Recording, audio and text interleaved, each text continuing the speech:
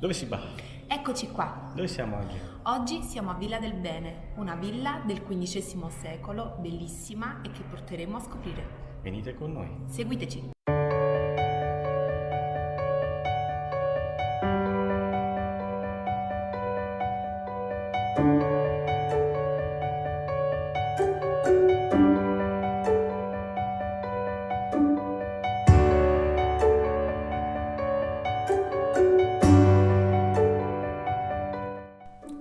Villa del Bene sorge nel comune di Dolcè, sulle rive del fiume Adige e lungo l'antichissima via Tridentina, a metà strada fra la Valpolicella classica ed il lago di Garda.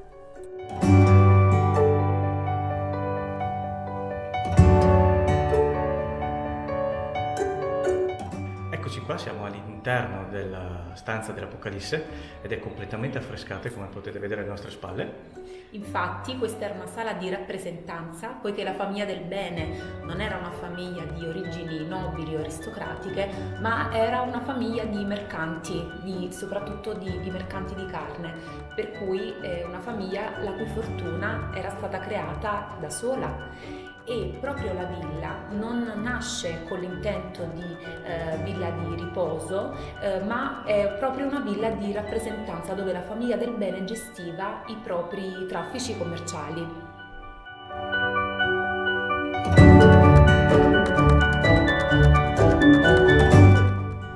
Verso la prima metà del Cinquecento, Giovanni del Bene acquistò villa e terreni circostanti da Antonio Malfatti ed iniziò la vera e propria trasformazione in villa di rappresentanza.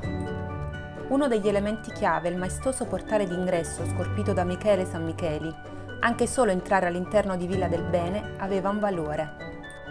La presenza di Cristo e di un disco solare, infatti, indica proprio il passaggio da una dimensione terrena a quella divina.